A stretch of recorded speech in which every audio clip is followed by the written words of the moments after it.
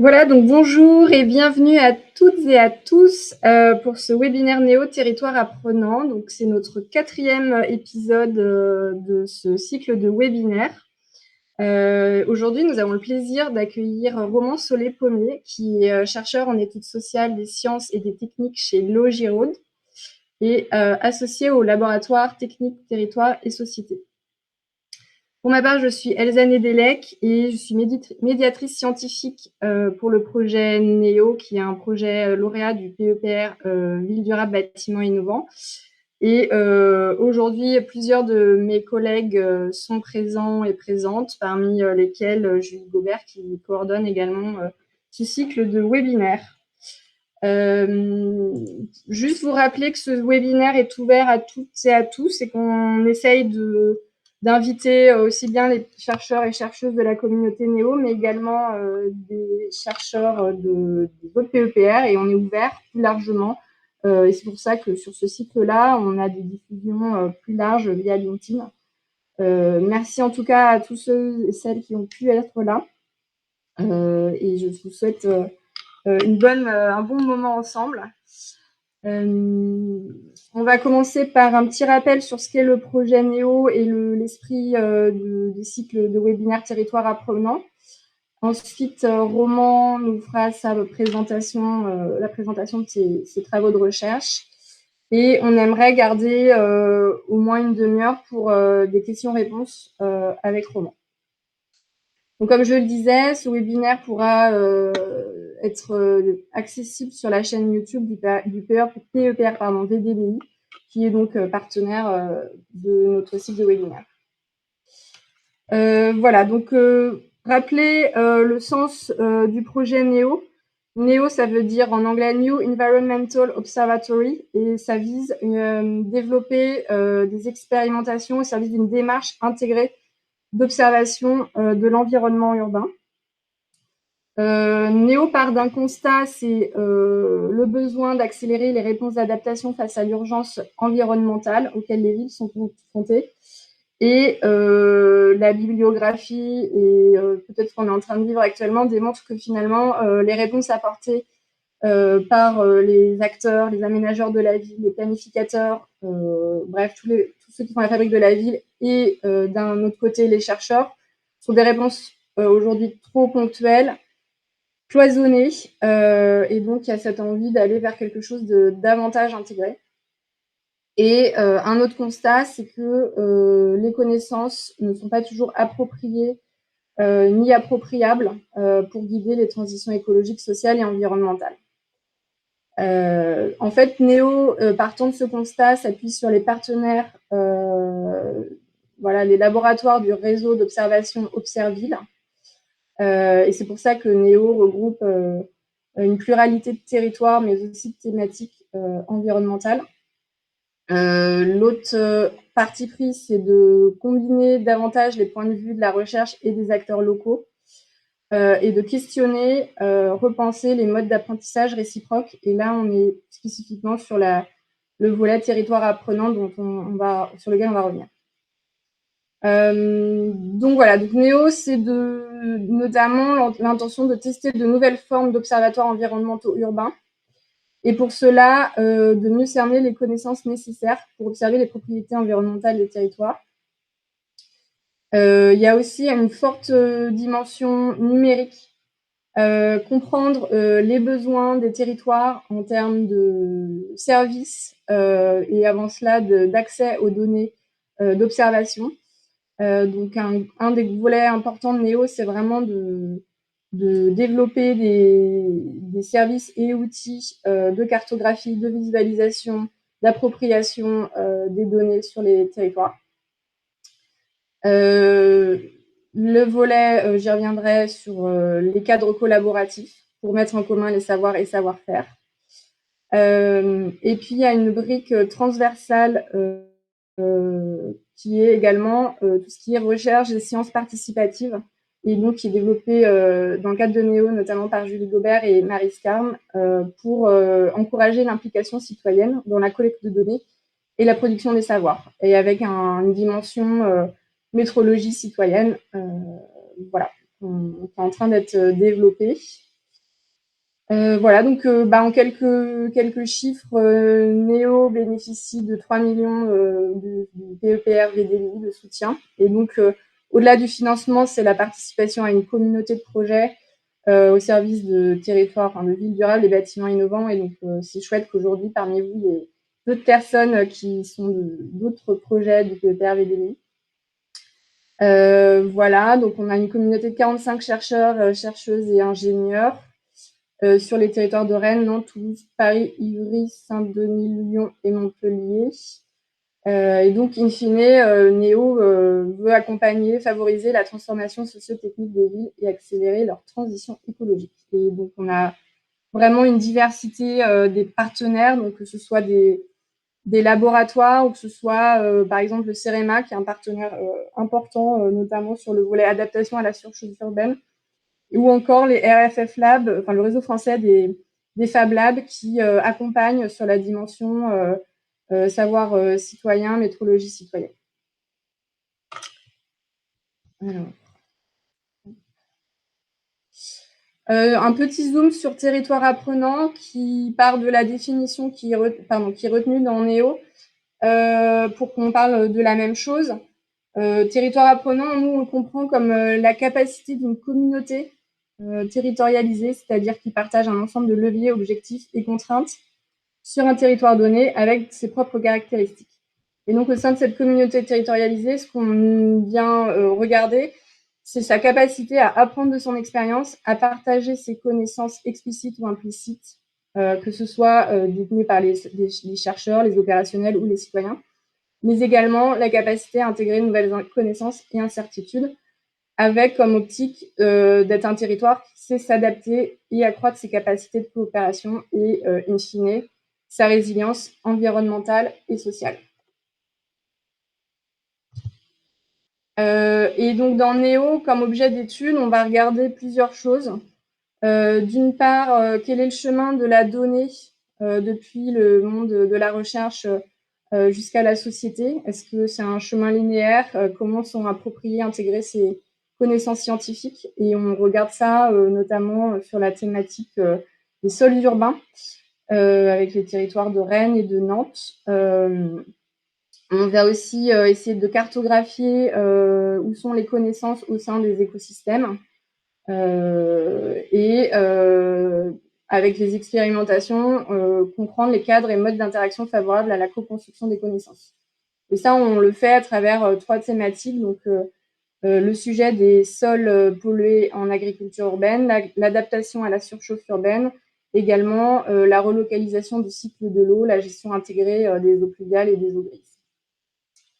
À ce stade, je ne sais pas si Julie, tu voulais ajouter un point là-dessus ou dire des nouvelles du WP1.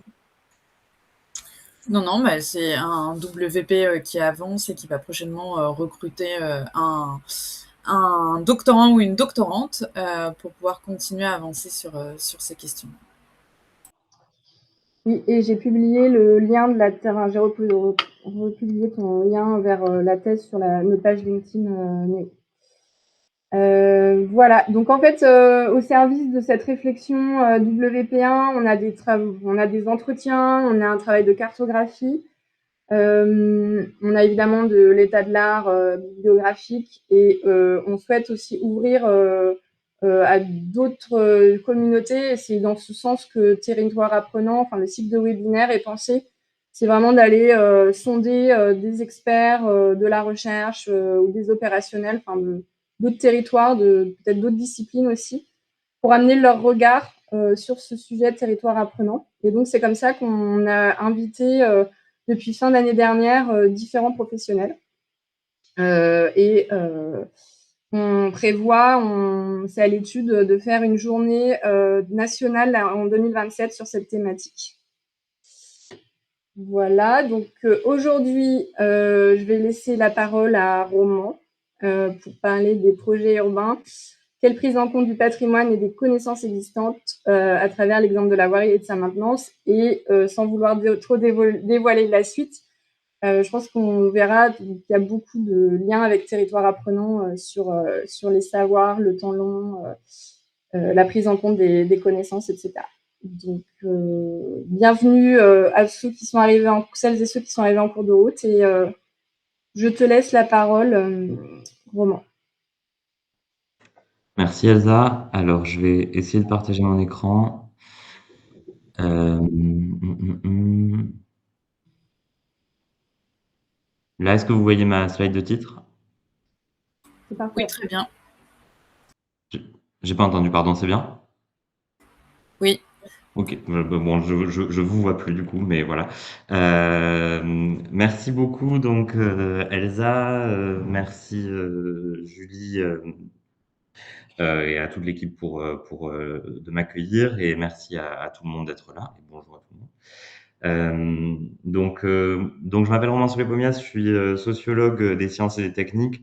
Actuellement, donc, je travaille dans la société Logirode, dont je vous parlerai un petit peu à un moment à l'occasion. Et je suis chercheur associé, donc comme tu l'as dit, Elsa, au laboratoire technique territoire société, donc École des Ponts et Université Gustave Eiffel. Donc je vais essayer de vous parler à partir de ce périmètre-là, de mon appréhension de la notion de territoire apprenant. Je vais essayer donc de tenir le temps. Donc on vise 17 heures, c'est ça, pour garder une demi-heure de questions. Donc je vais essayer de m'y tenir.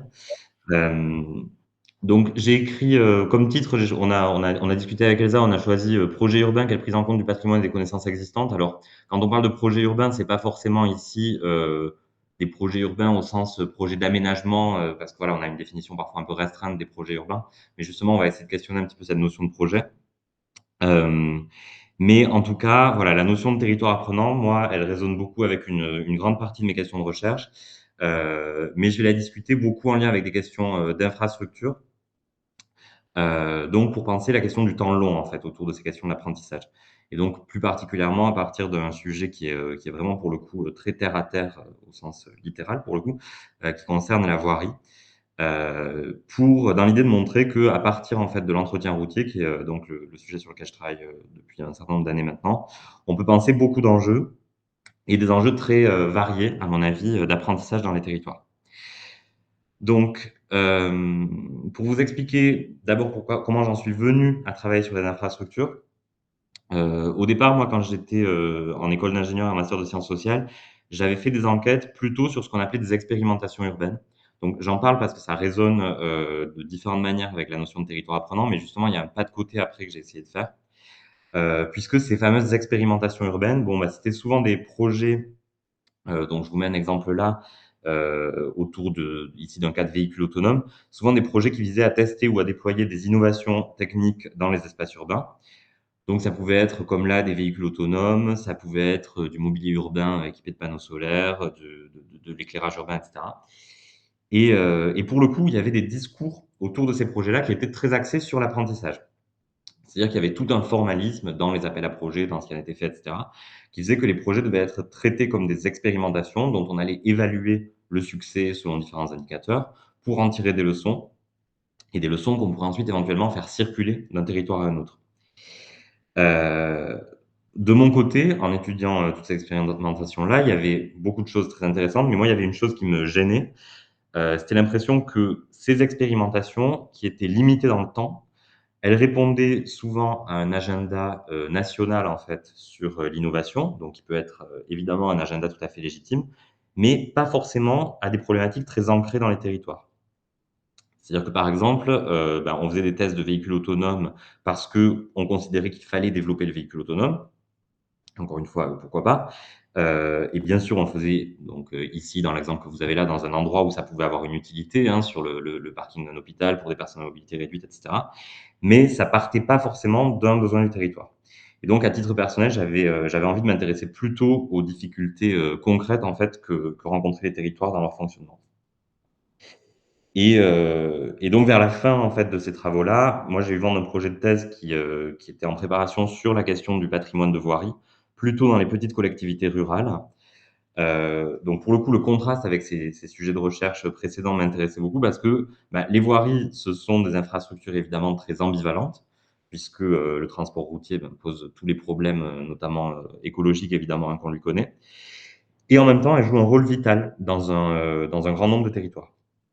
Et donc très vite, en me lançant dans cette thèse que j'ai menée finalement de 2019 à 2023, j'ai découvert que là aussi, il y avait beaucoup d'enjeux de connaissances et d'apprentissage, parfois un peu inattendus, et notamment parce que, en fait, contrairement à ce qu'on pourrait croire, le patrimoine de voirie, et je vais m'en servir comme proxy pour un certain nombre de patrimoines au sens plus large, c'est quand même un patrimoine qui est très mal connu. Et en même temps, les politiques locales de gestion du patrimoine de voirie sont assez méconnues, elles l'étaient encore plus peut-être au moment où j'ai commencé ma thèse, des instances nationales. Alors que ce sont bien sûr des politiques routinières et vraiment de long cours, au sens où bien entendu, les routes, elles sont toujours là depuis très longtemps, il y a toujours des gens qui s'en occupent. Et donc c'est ce contraste en fait vis-à-vis des expérimentations urbaines qui, moi, m'amène à ma question qui est centrée sur le temps long. Donc, quelle prise en compte du patrimoine et des connaissances existantes dans un territoire apprenant? Donc là, je vais commencer par les exemples qui nous intéressent peut-être de la manière la plus évidente, c'est-à-dire des actions ou des travaux qui visent à faire évoluer les infrastructures et les connaissances, puisque bien sûr, a priori, si on parle d'apprentissage, c'est qu'on a envie que les choses changent. Mais ensuite, donc, je vais montrer en quoi ces démarches qui s'appuient vraiment sur l'existant, elles sont liées à des formes d'expertise qui sont plutôt rattachées à la maintenance et à la gestion patrimoniale, donc des activités qui consistent surtout à faire durer l'existant dans le temps long. Je vais vous montrer en quoi ces activités-là sont aussi des domaines dans lesquels il y a beaucoup d'apprentissage. Et pour finir, je m'attarderai un petit peu sur la question de la valeur de ces choses ou de ces savoirs qu'on cherche à faire durer dans le temps, pour souligner qu'on a là encore beaucoup à apprendre pour faire valoir en fait ces besoins de temps long et pour investir dans l'apprentissage. Alors, tout ça, ce sont des questions évidemment très, très vastes sur lesquelles il existe beaucoup de littérature académique dont je pourrais éventuellement parler un petit peu dans les questions-réponses. Mais là, mon but dans la présentation, ça va être plutôt vraiment d'ouvrir des pistes de réflexion et de discussion sur ce que ça peut vouloir dire concrètement dans des projets de territoire. Donc, je vais m'appuyer sur des exemples assez variés, donc un certain nombre qui seront issus de l'enquête que j'ai faite en thèse dont je vous ai parlé. Également des exemples donc issus de certains rapports ou de la documentation d'organismes qui sont actifs plutôt au niveau national. Et puis pour finir, je vais aussi évoquer les travaux qu'on a prévu de mener dans le cadre du projet Nouveaux espaces publics de l'aménagement à l'exploitation, donc le projet NESPAMEX, qui en fait rejoint le PEPR, VDBI, Ville durable et bâtiments innovants, puisqu'il a été retenu donc dans le cadre du 2e appel à projet. Et donc c'est un projet qui va commencer en 2026-2027, à partir de l'automne ou de l'hiver. Donc pour vous en dire quelques mots pour que vous ayez une idée pour la suite, c'est un projet qui fait l'objet d'un partenariat entre 2 laboratoires, donc de l'École des Ponts et de l'Université Gustave Eiffel, ainsi qu'avec Logiraude. Et en fait, cette idée de l'exploitation qu'on a mise dans le titre, c'est vraiment l'idée donc de faire exister le temps long des équipements et des équipements techniques en particulier dans les choix d'aménagement. Et donc c'est un projet qui comporte 3 volets, hein. Il était dans le cadre de l'appel à projet PIT, projet interdisciplinaire et trio de thèse. Donc 2 volets de sciences humaines et sociales et 1 volet de sciences des matériaux. Et puis je vous en dis pas plus parce que je les évoquerai un petit peu plus tôt au fil de ma présentation.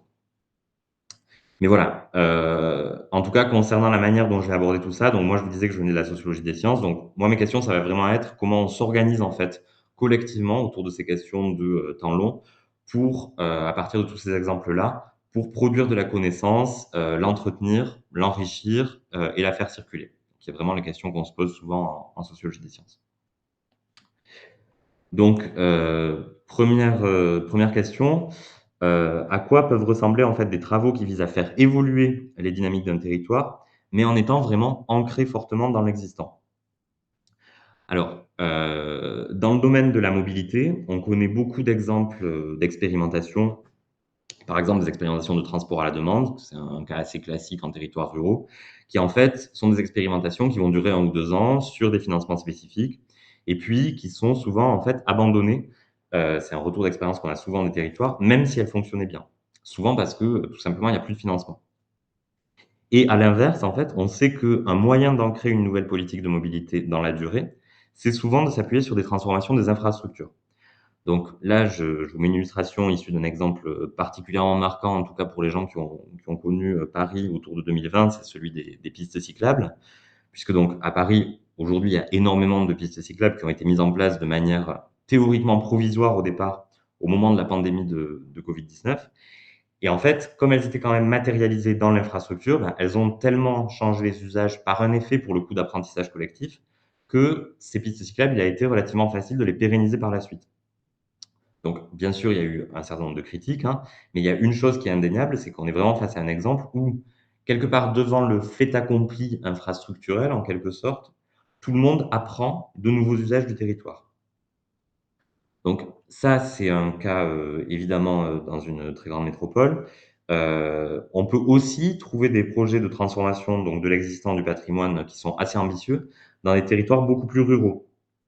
Donc là, je vous mets un exemple qui est issu d'une petite ville, dans les Pyrénées qui s'appelle Axétam, qui est une ville, un petit peu touristique, qui en fait, est historiquement était historiquement traversée par un axe routier important et cet axe national, à un moment, fait enfin l'objet d'un contournement et à ce moment-là, il y a un certain nombre de négociations qui sont consacrées à la requalification de la traversée de la ville, puisqu'elle ne va plus accueillir tous les camions, les poids lourds, et une partie du trafic, léger qui était, sur cet axe-là.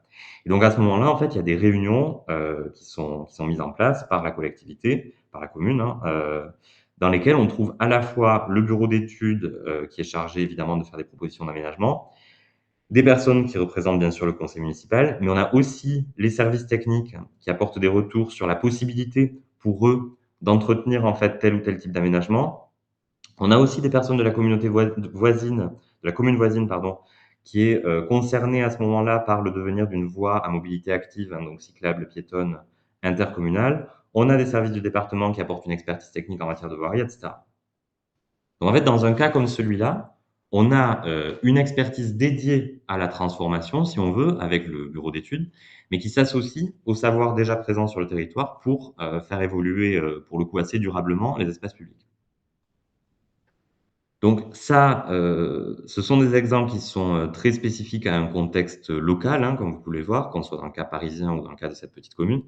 Euh, et en même temps, dans le domaine des infrastructures et en particulier des infrastructures routières, enfin des infrastructures de transport de manière générale, on sait qu'il y a aussi des préoccupations de plus en plus pressantes à beaucoup plus grande échelle qui vont exiger en fait de faire évoluer les réseaux à grande échelle dans certaines directions.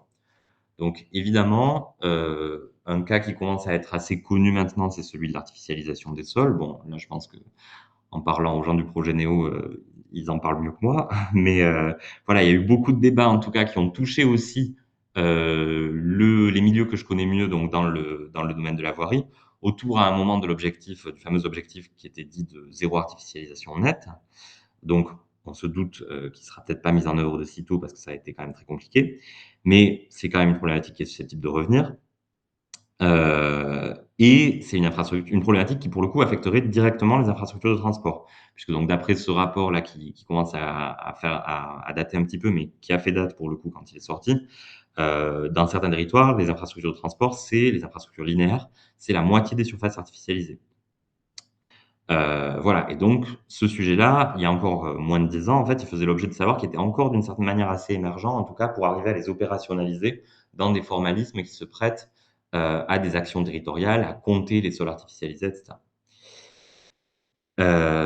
Pour un exemple un petit peu plus actuel, il y a, la méthode A7 du CEREMA, qui a été développée, en fait, en partenariat avec des territoires, donc qui vise à améliorer la résilience des infrastructures aux aléas climatiques, essentiellement.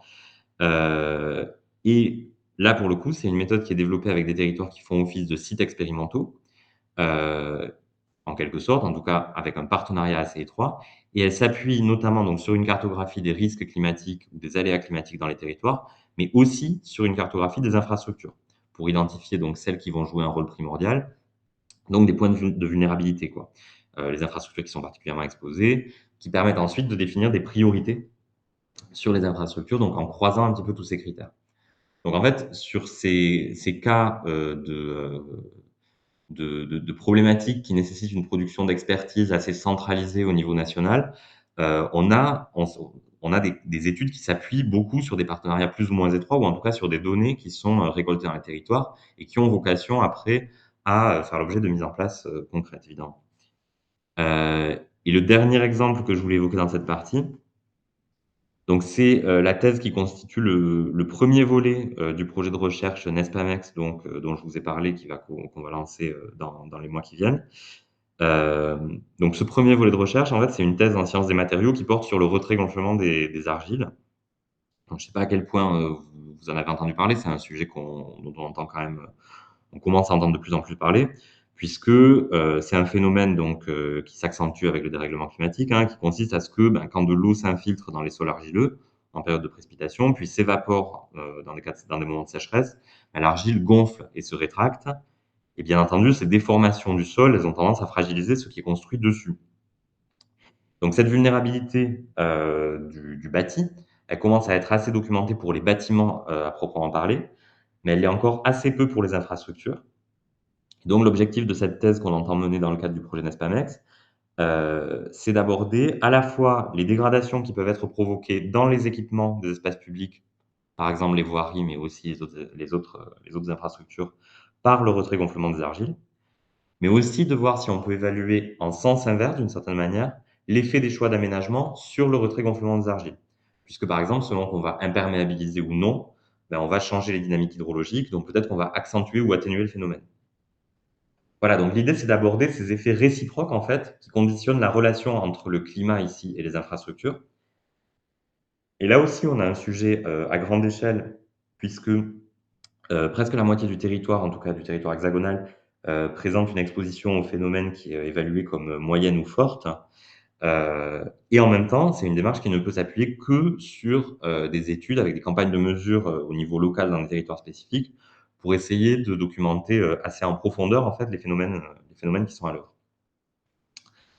Donc, si je récapitule sur cette partie autour de la question des évolutions, adaptations du patrimoine existant, que ce soit donc dans mes exemples de pistes cyclables à Paris ou de traversées de petits centres-villes, on a vraiment une démarche d'apprentissage qui était à l'initiative de la collectivité. Et dans des exemples dont je vous parle ici, artificialisation des sols, etc., on a une impulsion qui est plutôt le fait d'organismes de recherche ou d'expertise qui sont actifs au niveau national. Et en un sens, on peut se dire que le rôle de ces organismes-là, c'est plutôt bien sûr de produire de la connaissance qui peut circuler à grande échelle, à partir de ce qu'ils prélèvent, pour ainsi dire, dans les territoires. Mais on voit bien aussi que ces collectes de données, en fait, que ce soit à travers des enquêtes, des recherches de données qui sont mobilisées notamment, y compris sur les recherches sur l'artificialisation, hein, j'en ai pas parlé, mais c'est le cas, que ce soit donc à travers des enquêtes, à travers des protocoles d'action territoriale co-construits, un petit peu comme dans le cas des méthodologies du CEREMA, ou à travers des campagnes de mesure. En fait, elles supposent souvent la coopération active et volontaire entre, bien sûr, ces instances nationales et, en l'occurrence, des acteurs du territoire, qui sont souvent représentés par les collectivités. Et en tout cas, si on est attentif à cette coopération et qu'on arrive à la faire fonctionner, on peut espérer faire advenir une vraie démarche de territoire apprenant à l'échelle locale et plus, quoi. Mais si ça marche, c'est notamment parce que ça s'appuie sur la réalité existante du territoire. Donc on est d'accord, dans tous ces exemples, on fait bien évoluer les infrastructures, les territoires et en même temps, pour ça, on fait évoluer les connaissances.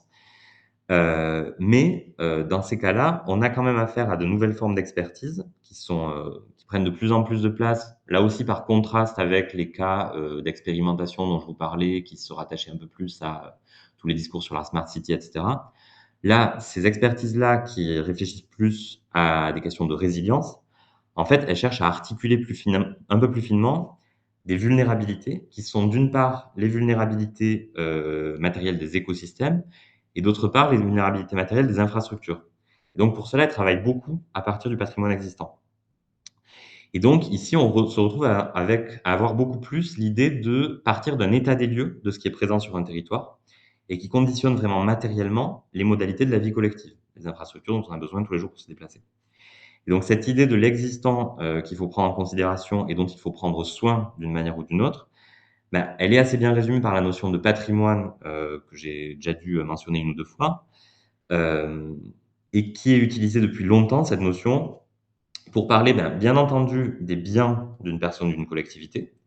Donc dans le domaine des infrastructures, on va beaucoup parler de gestion patrimoniale pour désigner ce domaine qui organise et qui finance l'entretien, le renouvellement, le développement, etc. Mais aussi d'ailleurs historiquement pour parler du patrimoine naturel. Donc en fait, avec cette notion de patrimoine, on retrouve potentiellement l'articulation des deux, des écosystèmes et des équipements. Et ce qui est sûr, c'est qu'elle renvoie très fortement à des savoirs et des savoir-faire qui sont liés aux soins. Donc c'est ça qui nous amène à notre deuxième partie sur la thématique de la durée, puisque concrètement, quand on mène des projets de recherche comme ceux que j'ai évoqués, pour parler familièrement, ça nous arrange bien en fait que les collectivités ou d'autres acteurs des territoires aient des données sur leur patrimoine. Et donc la question, c'est qui connaît le mieux un patrimoine? En un sens, ce sont toujours les gens qui travaillent à le faire durer. Donc ça, c'est un peu l'esprit de tout un ensemble de travaux actuels en sciences sociales sur la maintenance, donc qui en France sont pas mal représentés en particulier par Jérôme Denis et David Ponty, donc vous avez peut-être vu passer le livre Le soin des choses. Donc ce sont eux au passage qui mettent beaucoup en avant l'expression faire durer, notamment puisqu'ils définissent la maintenance comme un art de faire durer les choses. Et donc l'idée autour de toutes ces questions de maintenance, qui sont peut-être le principal pas de côté que moi je ferais par rapport aux questions d'expérimentation urbaine, c'est que, on est en train de se rendre compte qu'on va pas s'en sortir en faisant table rase des choses matérielles, notamment des infrastructures, des objets techniques dont on hérite, et que par conséquent, il est peut-être temps de prendre un petit peu plus au sérieux collectivement les savoirs, les savoir-faire, bref, les expertises des gens qui font de la maintenance. Donc c'est un peu dans cet esprit-là qu'est construite aussi, la deuxième thèse en fait du projet, Nespamex dont je profite de cette présentation pour vous présenter, qui est donc une thèse en aménagement en l'occurrence, et qui va s'intéresser à la matière dont les métiers de l'aménagement, donc ceux qui conçoivent vraiment les espaces publics, peuvent prendre en compte les savoirs de la maintenance. Donc là, pour le coup, un exemple un peu modeste, ça pourrait être le projet dont je vous parlais plus tôt, de cette traversée de centre-ville, dans lequel les services municipaux d'entretien des espaces publics sont associés et pas juste consultés, mais vraiment débattent des choix d'aménagement. Et du coup, toute la question, c'est en fait de quoi sont faits ces savoirs de la maintenance. Donc moi, dans ma thèse, j'ai étudié des cas de collectivités qui cherchaient essentiellement à développer une connaissance sur leur patrimoine de voirie. Donc ça donne un peu ce genre de documents que vous voyez là, qui sont un petit peu riches. Mais avant de vous en parler un peu dans le détail, la question c'est pourquoi en fait on se met à un moment à développer une nouvelle connaissance sur le patrimoine, un patrimoine comme le patrimoine de voirie. Dans ces cas-là, ça pouvait survenir par exemple à l'occasion d'un transfert de compétences. C'est-à-dire quand l'entretien de la voirie passe de la commune à la communauté de communes ou alors à l'occasion par exemple d'un nouveau mandat électoral. Donc concrètement, c'est des situations dans lesquelles en fait un conseil municipal ou une direction des services techniques devenait responsable de l'entretien de la voirie sur leur territoire. Et en fait, ils avaient souvent des difficultés à trouver, ne serait-ce que des documents qui recensent les voiries dont ces équipes-là avaient la charge. C'est-à-dire que normalement, il y a des tableaux de classement des voies qui jouent ce rôle-là, mais dans les communes et en particulier dans les petites communes, ils sont loin d'être toujours à jour. Or, il se trouve qu'en fait, il y a énormément d'éléments qui sont susceptibles d'être pertinents pour organiser la gestion patrimoniale d'un réseau routier. Non seulement la géométrie du réseau, savoir combien de kilomètres de route on a en charge, et cetera, mais aussi évidemment l'état des différentes sections, qui ne se résume pas toujours à ce qu'on voit à l'œil nu, leur âge éventuellement, parfois l'historique des travaux, qui peut donner des indications sur la structure des chaussées ou des ouvrages quand, par exemple, de l'épaisseur de matériaux a été accumulée. La présence de réseaux enterrés, qui peut nécessiter d'ouvrir des tranchées pour intervenir et qui va perturber donc le cycle de la gestion patrimoniale et de la maintenance. Bien sûr, les usages de l'infrastructure et plein d'autres choses. Et donc en fait, la maîtrise d'ouvrage à qui échoit à un moment un patrimoine sur lequel elle dispose de très peu de données, souvent elle va faire appel à une structure spécialisée, par exemple un bureau d'études, pour réaliser un audit. Donc ça prend la forme d'un tableau comme celui que vous voyez là. Où vous avez en gros une liste de tous les tronçons de voirie avec la colonne que vous voyez au milieu avec 3 couleurs, c'est leur niveau d'état, mauvais état en rouge, bon état en vert, état intermédiaire au milieu. Donc on fait un audit à un moment, on fait le point, on met les choses à plat, mais par la suite, tout l'enjeu, ça va être pour la collectivité de pouvoir tenir à jour l'état des lieux qui a été fait. Donc ça demande d'avoir des équipes qui gardent pour le coup une trace des travaux qui ont été réalisés. Donc ici, sur le document que vous voyez, on le voit avec les petites flèches dans la colonne du milieu qui font passer du mauvais état au bon état. Donc ça, c'est des opérations de travaux qui ont été réalisées. Donc il y a cet historique qui doit être gardé. Et puis, il faut aussi avoir des équipes qui arpentent régulièrement les réseaux pour voir comment ils se dégradent. Et puis ensuite, quand on observe en fait des équipes opérationnelles qui font de l'entretien, ben, on s'aperçoit qu'en fait, elles réalisent en permanence une multitude de petits diagnostics pour résoudre de petits problèmes. Ça, c'est un résultat très très classique des études sur la maintenance. Il y a plein de choses qui passent sous les radars des documents. Donc, ce que je veux dire, c'est que je ne vais pas m'étendre davantage sur les détails, mais en tout cas, ce que je veux souligner, c'est que ces activités qui peuvent paraître très terre à terre, elles contiennent en fait beaucoup de connaissances, elles en produisent beaucoup. Il y a beaucoup d'apprentissage parce que ce sont des activités qui sont consacrées à s'adapter dans le temps long et en temps réel à des événements imprévus ou à des transformations des dynamiques territoriales, par exemple, transformation des usages. Donc en fait, il ne faut pas sous-estimer le fait que dans les territoires, même des métiers qui a priori comme les métiers de la maintenance, qui a priori sont en fait assez loin des problématiques de grandes évolutions, de résilience, etc., ben, qui se consacrent simplement, entre guillemets, à faire durer les équipements, ben, c'est jamais si simple que ça. Et ce sont déjà des activités qui sont elles-mêmes très apprenantes. Euh, Ce qu'il faut noter néanmoins, et ça c'est un point vraiment essentiel, c'est que toutes ces démarches, elles demandent des moyens.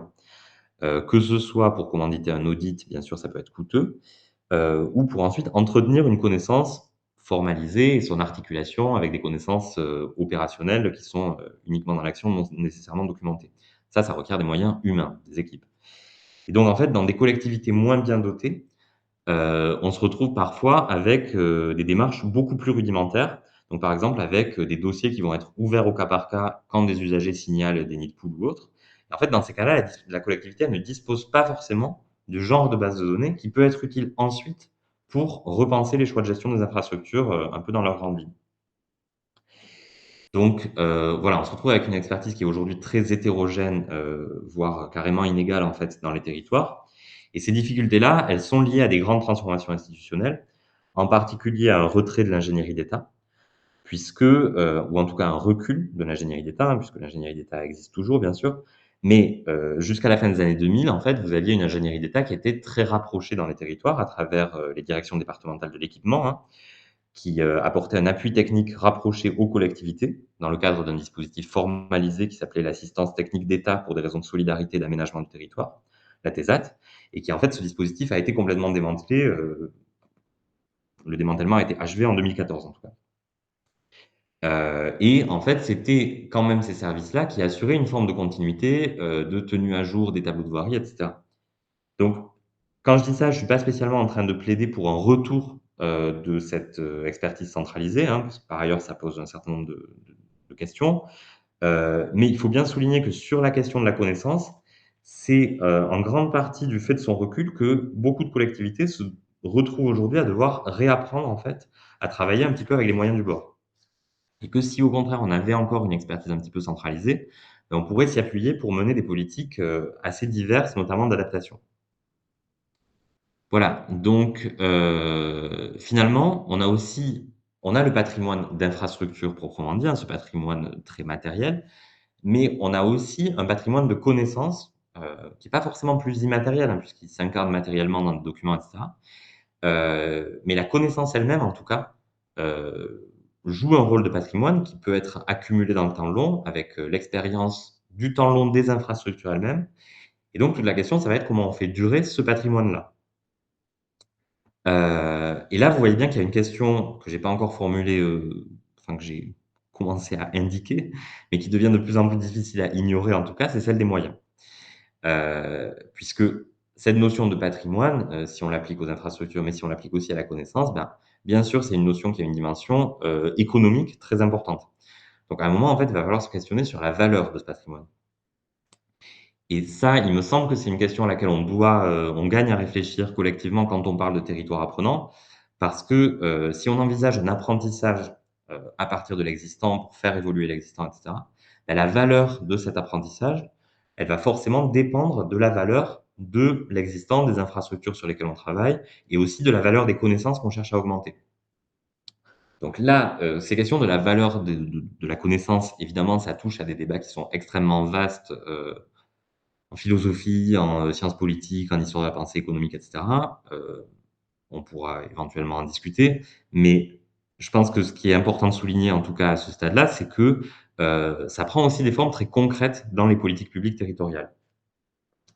Donc ça, c'est la dernière question, dont je voulais parler, que je vais aborder, en évoquant, rapidement le troisième donc et dernier volet du projet NESPAMEX. Donc, on a les 2 thèses, thèse en sciences des matériaux sur, le retrait-gonflement des argiles, thèse en aménagement sur les savoirs de la maintenance.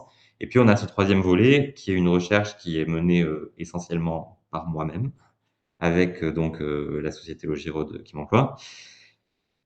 Donc, pour vous donner une idée de ce qu'on fait, Logirod, c'est une entreprise qui fournit des prestations de diagnostic de voirie, qui sont associées à des modèles numériques de vieillissement, qui permettent ensuite de préconiser un programme d'entretien à long terme, un programme donc pluriannuel en fait de budgétisation des travaux, et cetera, avec un logiciel en fait qui permet d'assurer le suivi.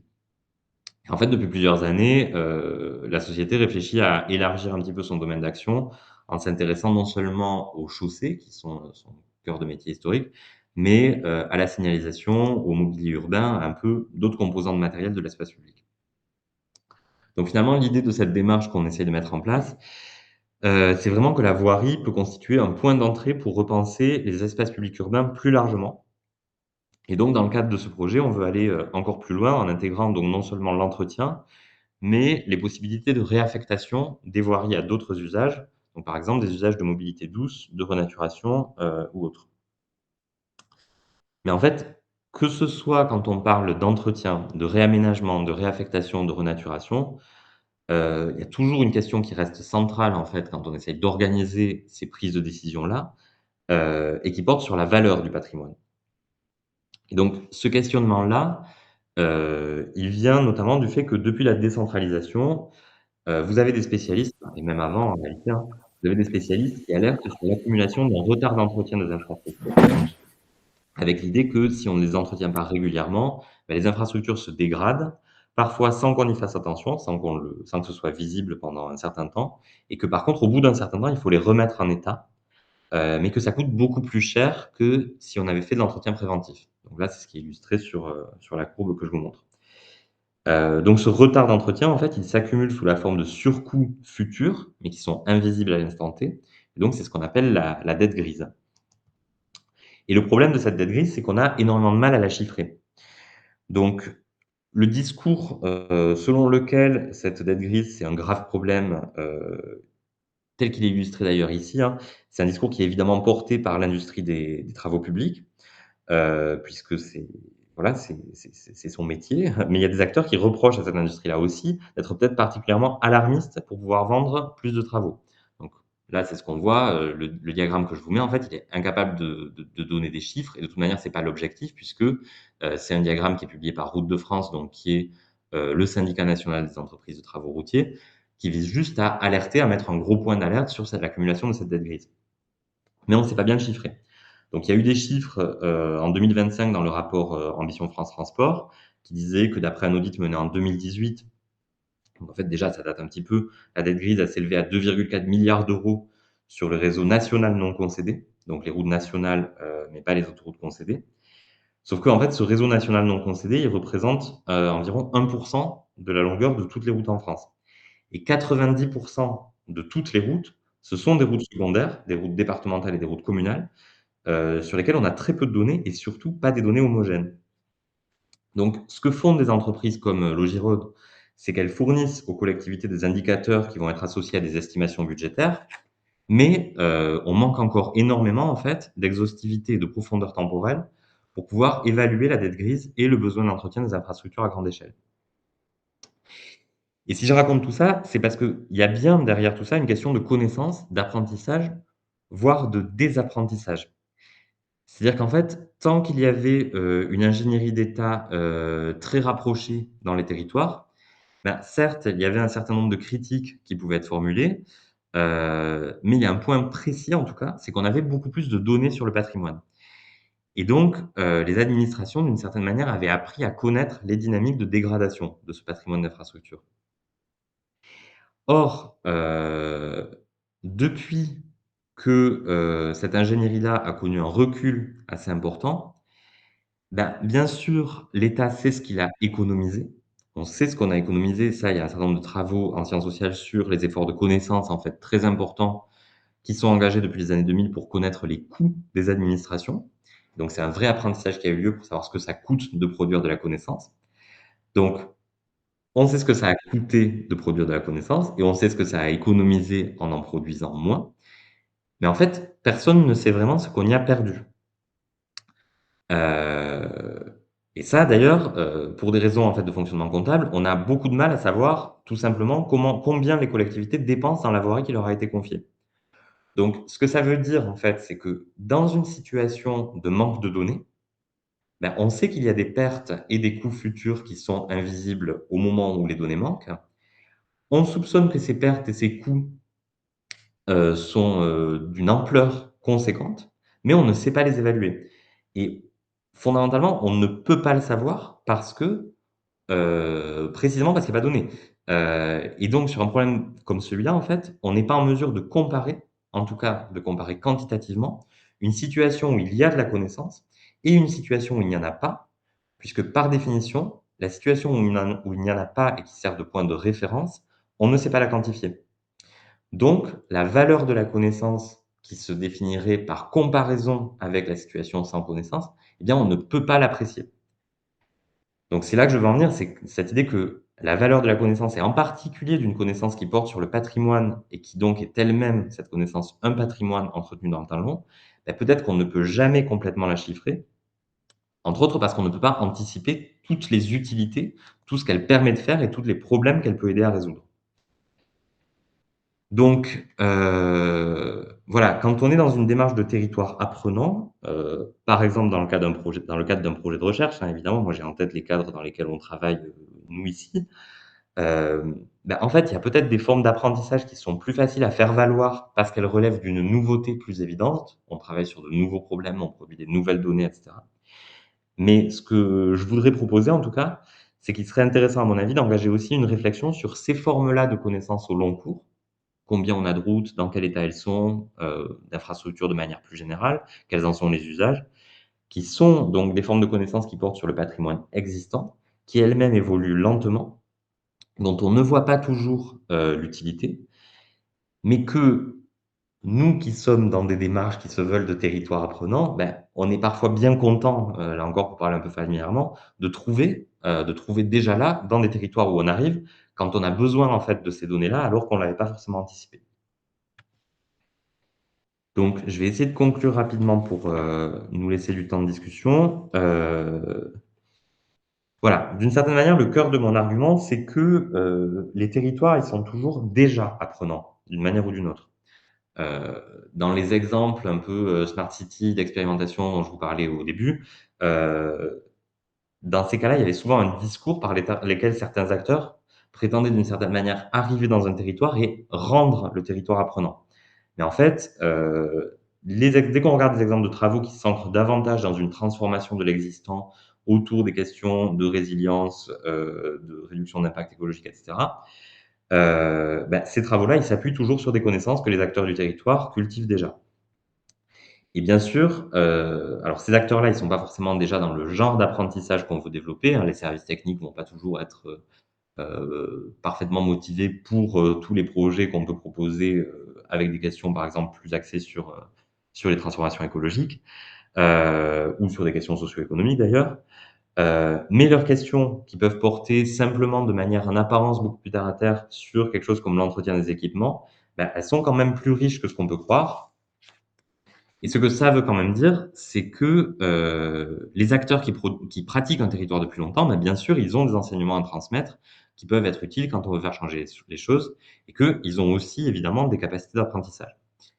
Et donc toute la question, ça va être évidemment de savoir quelle place faire aux différentes expertises et comment les articuler. Mais je pense que si on s'arrête là, on n'a pas tout dit, parce que tout ça, c'est un peu le discours de la co-construction qui commence à être bien établi.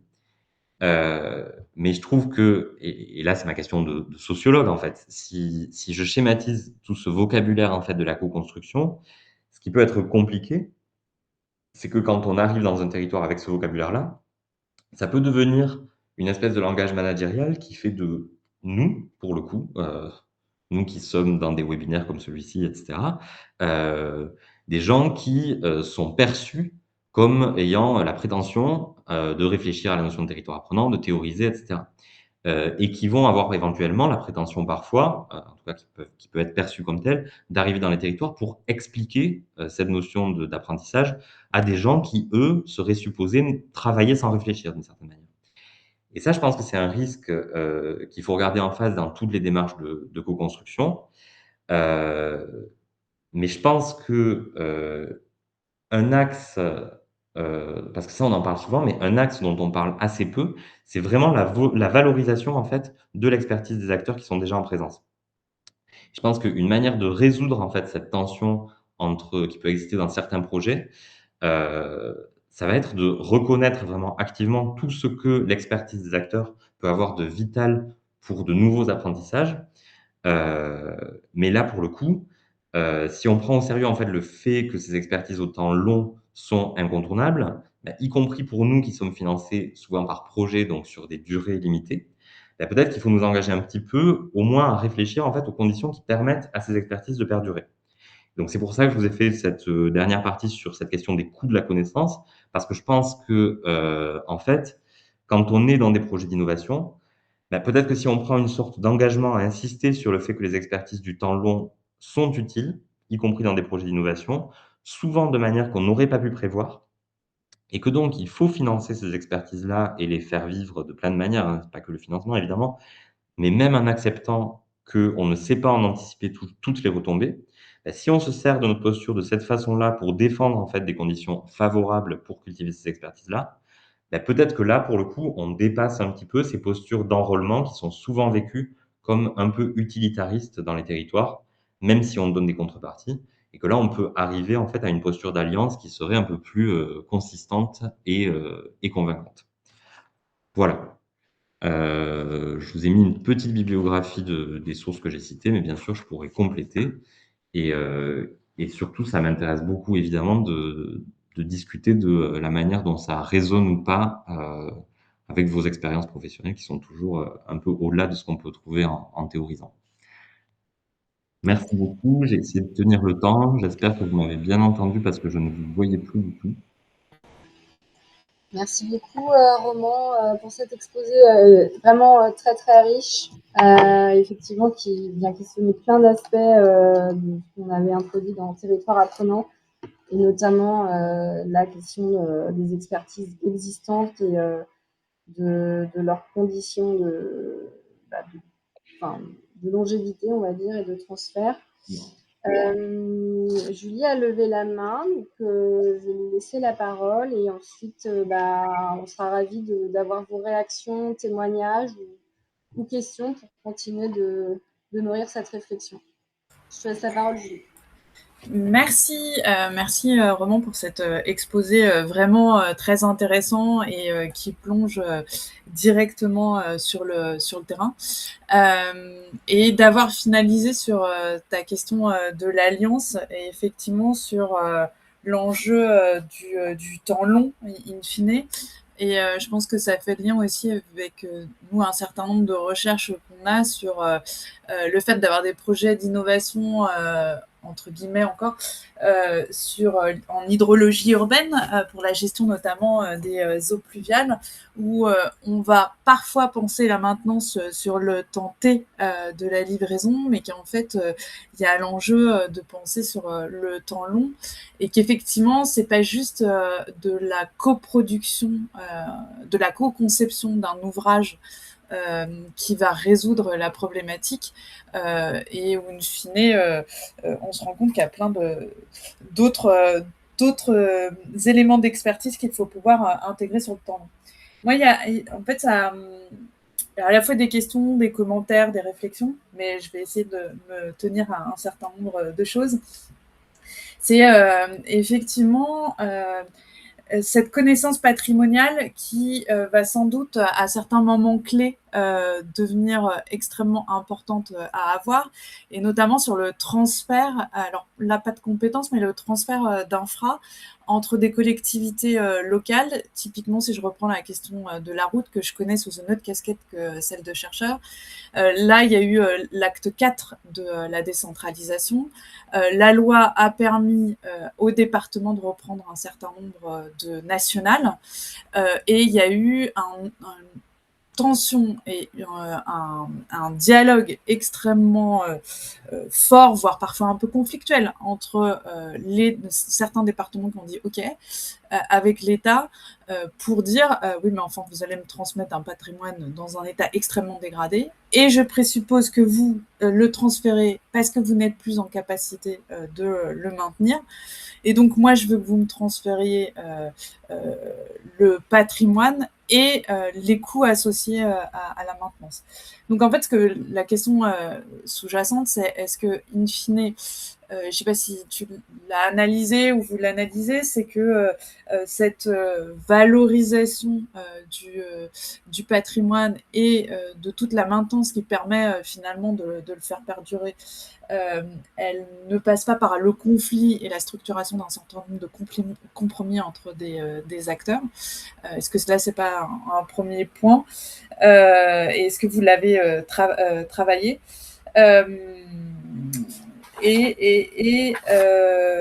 ça, c'était ma question principale, et je vais retrouver les autres après, mais comme ça, on peut aussi laisser discuter les autres personnes qui participent. Merci beaucoup, Julie, pour tes commentaires et cette question. Oui, en effet, enfin, tu mets exactement le doigt sur, sur cet enjeu des infrastructures. En fait, cette question de la décentralisation, des réseaux routiers, bon, elle commence à être, il y a eu plusieurs vagues, en fait, de décentralisation des routes nationales, au département. Hem Et en fait, ce qui est assez, intéressant, c'est que, ben, bien sûr, il y a la question du conflit et du compromis. Mais nous, une question qui nous intéresse, enfin, que moi j'ai un petit peu travaillé en thèse et que je continue à essayer de travailler, c'est la question de la valorisation comptable. Parce que, le patrimoine, une difficulté, c'est que c'est vraiment autour de la notion de patrimoine, hein, conceptuellement. Ça, c'est un argument que j'ai essayé de développer, entre autres dans ma thèse, mais cette notion-là, elle renvoie un peu dans 2 directions opposées, qui sont, le patrimoine comme, en anglais asset, c'est-à-dire quelque chose qui rapporte. Et ça, en fait, les infrastructures sont souvent analysées sous cet angle-là. C'est-à-dire que des infrastructures, ce sont des investissements pour des retombées dans la durée. Mais l'écrasante majorité des réseaux routiers échappent à cette logique-là, puisque la plus grande partie des réseaux routiers ne génèrent pas de recettes, au sens de recettes, fiscales ou de recettes de péage. Il n'y a que les autoroutes concédées qui, les autoroutes, en tout cas à péage, qui, voilà, qui génèrent des recettes. Et donc, en fait, un patrimoine comme le patrimoine routier, il ne génère pas de revenus. Il génère évidemment des bénéfices dans un vocabulaire économique, hein, peut-être des utilités, mais qui à aucun endroit ne se traduisent de manière monétaire, si ce n'est par des coûts évités de manière invisible par les acteurs qui en profitent. Et donc, à côté de ça, ce patrimoine-là, il n'existe dans ces moments de transfert que comme une charge d'entretien. C'est-à-dire que concrètement, c'est un patrimoine que parfois on essaye de chiffrer comme une richesse, c'est-à-dire c'est un patrimoine qui vaut, tant d'euros. Parfois on trouve des chiffres dans certains rapports, mais en fait, c'est un patrimoine que tout le monde préfère confier aux autres. Et dont l'État, en fait, évidemment, dans une logique de réduction d'un certain nombre de coûts, hein, a travaillé à déléguer, au département, avec bien sûr aussi tout un argumentaire sur compétences de proximité, et cetera. Mais fondamentalement, en fait, il y a une question de valorisation là-dedans, qui est, la question de la valorisation du travail de soin, en fait. C'est-à-dire que prendre soin des choses, de la même manière que prendre soin des êtres, ça ne rapporte pas forcément.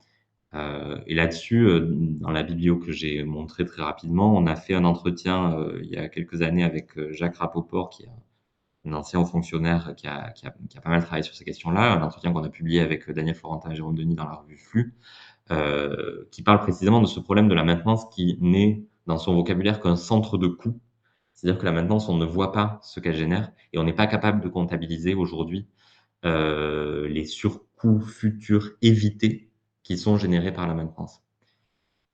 Donc c'est une logique fondamentale, enfin il y a une logique assez pas mal de fond en fait autour de ce qu'on valorise et de la question du bénéfice ou de la recette en fait qui pose vraiment problème en fait au moment où on est sur des questions de résilience, de fragilité, de vulnérabilité. Je sais pas si ça répond un petit peu, Julie. Si. Je ne sais pas s'il y a d'autres questions par rapport à ton intervention. Fabrice. Oui. Bonjour Roman. Désolé, je suis arrivé assez tard sur la présentation, donc ma question sera peut-être pas toujours très à propos, mais je voulais réagir sur les éléments que tu as indiqués à la fin en termes de ce qui concernait l'innovation et peut-être le patrimoine existant.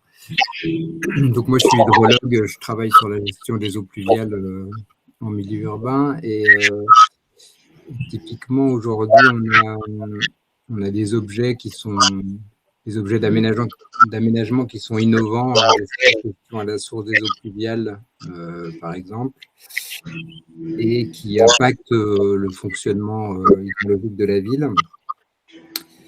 Et on peut avoir aujourd'hui beaucoup d'informations, quand on veut capitaliser la connaissance, on peut avoir beaucoup d'informations sur ces nouveaux objets d'innovation d'aménagement par rapport à l'existant qui est encore assez mal connu, et pour autant qui peuvent avoir aussi un rôle sur le fonctionnement hydrologique de la ville. Et donc, je me demandais un petit peu si sur ton domaine là, sur ce que tu as pu travailler autour du patrimoine des routes, si c'était quelque chose qui était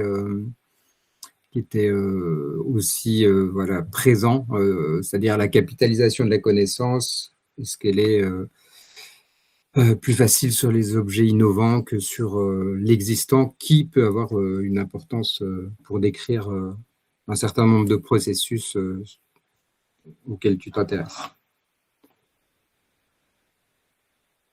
Alors c'est une question vaste. Merci pour la question, Fabrice.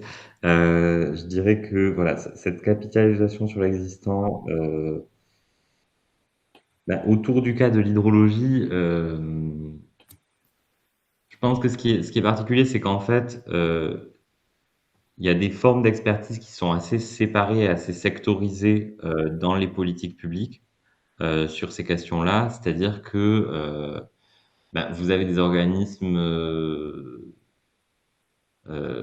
d'expertise et de recherche au niveau national. Dans les projets de recherche au niveau national, on a toujours en fait des recherches sur les dynamiques hydrologiques et ce qu'elles font aux infrastructures.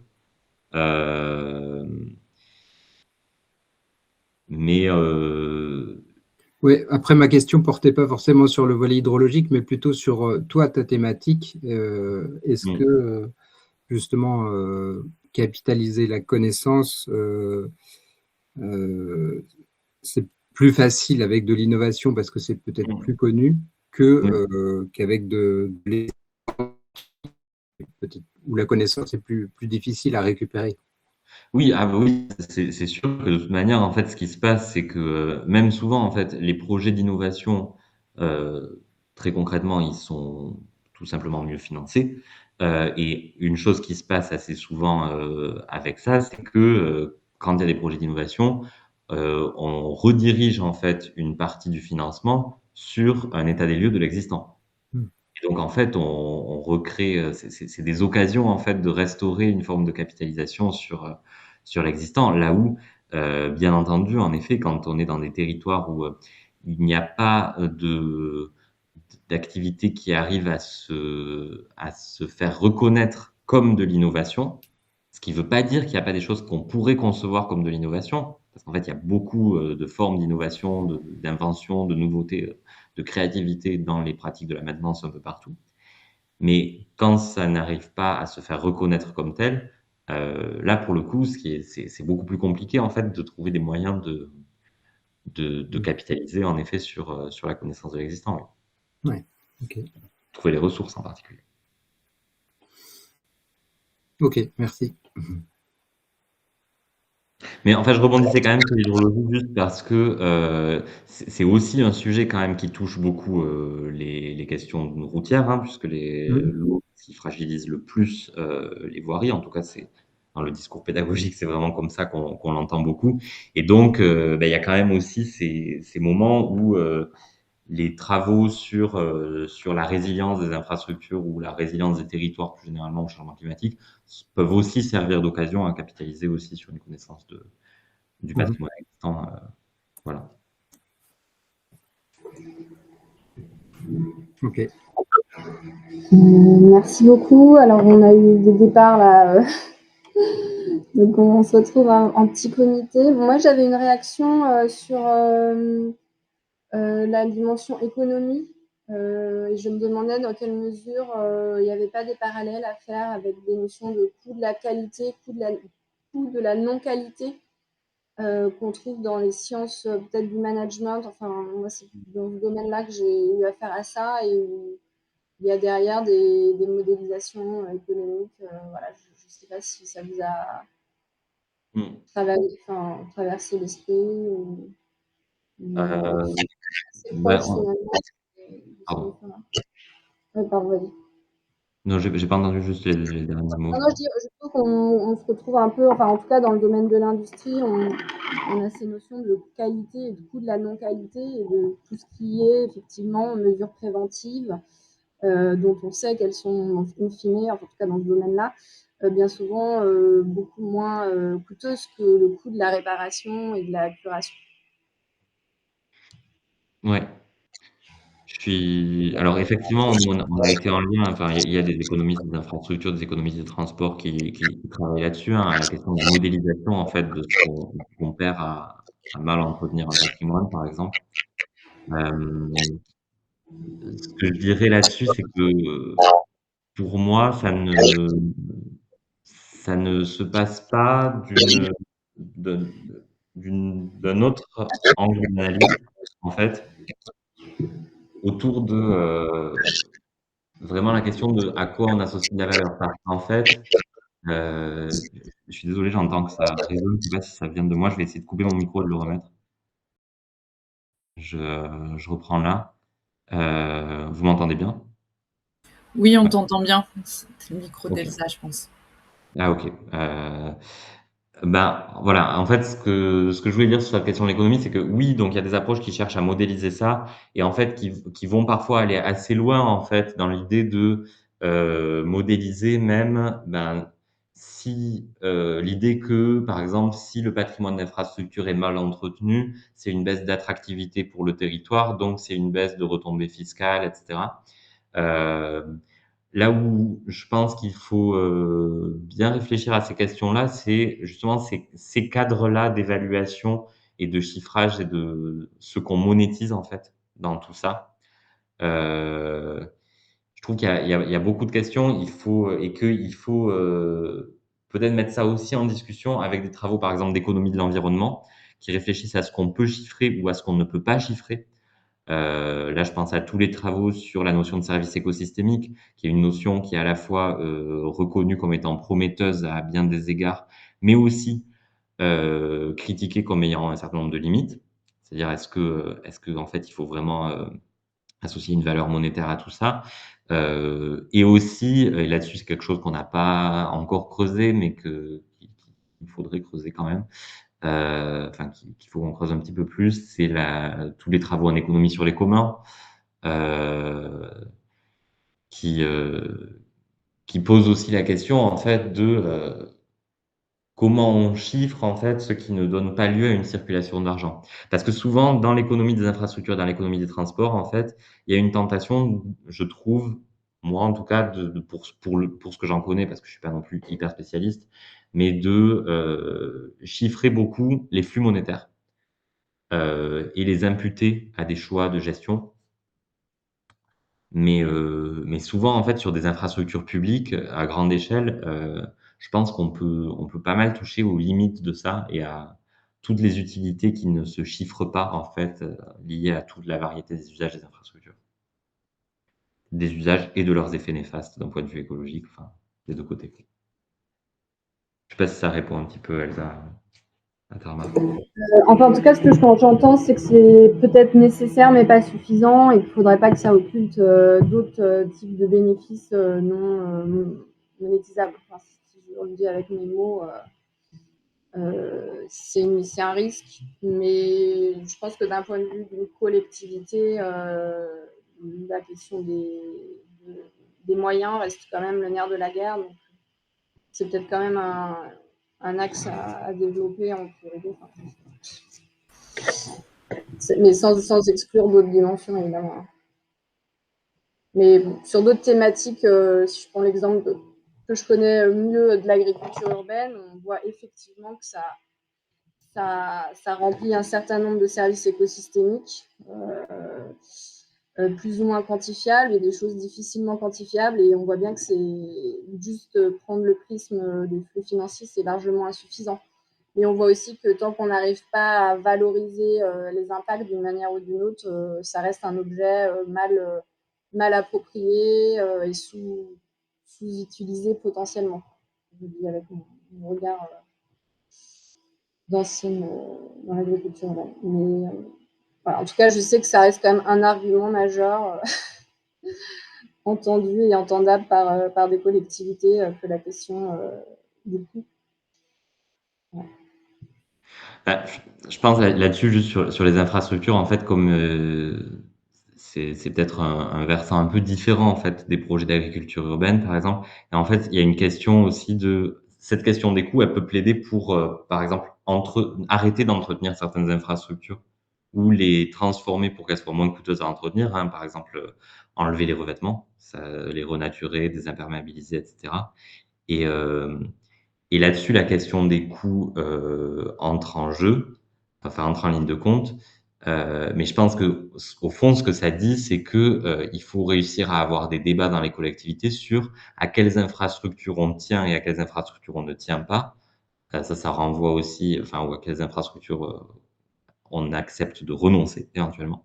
Ça renvoie à des travaux sur le démantèlement, hein, qui existent aujourd'hui. Je pense notamment aux travaux de Emmanuel Bonnet, Diego Landivar et Alexandre Monin.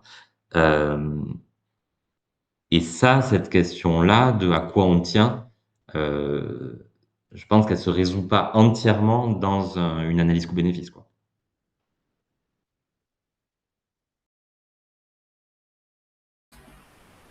Non, et belle perspective en lien avec tous ceux qui travaillent notamment sur le changement climatique et justement tout le travail, mais je pense que ça rejoint ce que tu fais sur quelles infrastructures dont on abandonne l'entretien, les digues.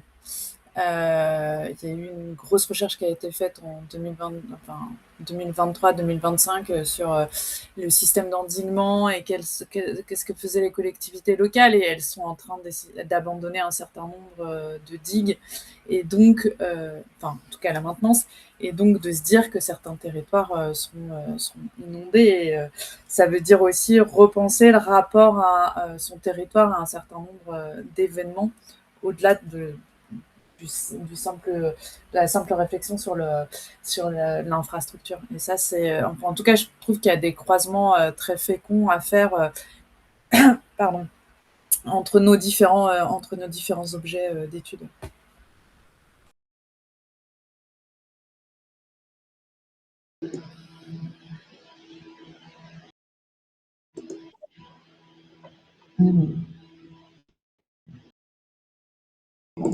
Oui, je me fais le relais de la demande de Pierre Martinache sur le forum. Donc, il dit: merci Roman pour la présentation. J'ai du mal à me rendre compte de l'impact de la voirie sur l'économie d'une commune.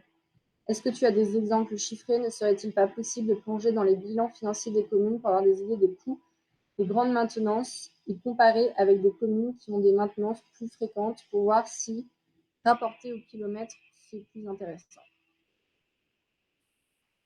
Oui, alors moi je vais pas vous donner d'exemples chiffrés parce que je les ai pas en tête, mais c'est globalement, enfin c'est généralement admis hein, dans le milieu des spécialistes de la voirie qu'en effet une maintenance plus fréquente, enfin ce qu'on appelle l'entretien préventif par opposition à l'entretien curatif, c'est plus intéressant à long terme rapporté au kilomètre en effet. Là-dessus, si vous voulez des chiffres, on doit pouvoir en trouver, alors je sais pas à quel niveau de détail, mais dans la revue de dépenses de voirie des collectivités territoriales qui commence à dater un petit peu puisqu'elle date de 2017. Et plus récemment, par contre, il y a eu des rapports de la Cour des comptes, notamment un en 2022, si je ne me trompe pas, plutôt sur l'entretien des routes nationales et départementales. Mais c'est très difficile d'avoir des données chiffrées pour les communes, notamment parce que les communes, surtout pour les petites communes, parce que les communes de moins de 3500 habitants ne sont pas tenues de ventiler leur budget d'une manière qui permet d'extraire les montants alloués à la voirie. Donc en fait, on a beaucoup de mal à avoir des données là-dessus.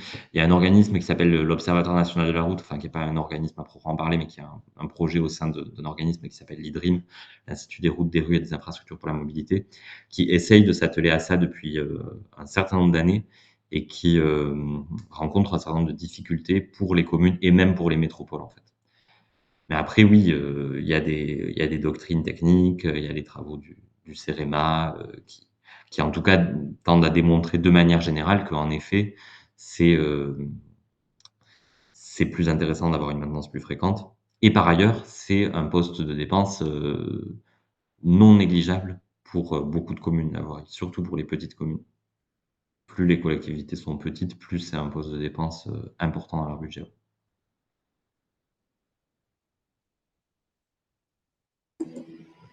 Voilà. Merci beaucoup, merci pour l'intervention et puis pour toutes les questions, réactions qui ont eu lieu. Je propose qu'on clôture si c'est d'accord pour tout le monde. Je ne sais pas s'il y a d'autres réactions. Merci d'avoir participé à ce webinaire. Est-ce que le support est diffusable ou pas, Roman? Oui. Si on me demande, oui, d'accord. Oui. Je pourrais le diffuser, enfin le faire repartager aux personnes qui nous solliciteront là-dessus. Par acquis de conscience, je demanderai à ma hiérarchie, puisqu'il y a le logo de l'entreprise, mais je pense pas qu'il y ait de problème. Ok, je te laisse voir. Merci pour le partage de bibliographie également. Je ne sais pas si Julie, tu voulais dire un petit mot de la fin. Non, merci beaucoup pour cette présentation qui va aussi nourrir nos réflexions sur le territoire apprenant et tu as bien insisté à la fin sur l'enjeu aussi de la posture en tant que chercheur quand on va regarder ce type d'objet et au plaisir de continuer à pouvoir partager sur ces questions, à la fois dans le webinaire, mais aussi avec toi dans le cadre du PEPR.